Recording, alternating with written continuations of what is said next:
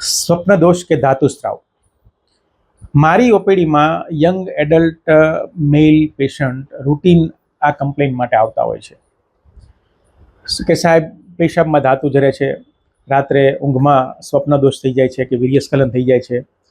આ બધી તકલીફને લીધે મને ખૂબ નબળાઈ આવી ગઈ છે, કમજોરી અનુભવું છું, થાક લાગે છે, એના લીધે ઊંઘ નથી આવતી વગેરે વગેરે. આનું કારણ છે ને એ નાનપણમાં આપણે એવું સાંભળતા આવતા હોય છે કે વીર્ય છે એ ખૂબ અગત્યનું પ્રવાહી છે. 100 ટીપા લોહી બરાબર 1 ટીપું વીર્ય કહેવાય. વીર્ય એ શક્તિ ગણાય, એને વેડફાય નહીં.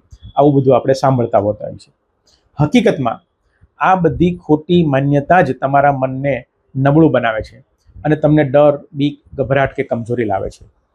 જો મિત્રો તમને કોઈ આવી ધાત સિન્ડ્રોમ કે જે ધાતુ જરે કે સ્વપ્નદોષ છે કે બીજી અન્ય કોઈ સેક્સની સમસ્યા હોય તો તમારે સાચી વૈજ્ઞાનિક માહિતી માટે સાયકિયાટ્રિસ્ટ કે સેક્સોલોજીસ્ટનો સંપર્ક કરવો જોઈએ. નીચે કોમેન્ટમાં મેં મારી વેબસાઇટ અને મારો કોન્ટેક્ટ નંબર આપ્યો છે.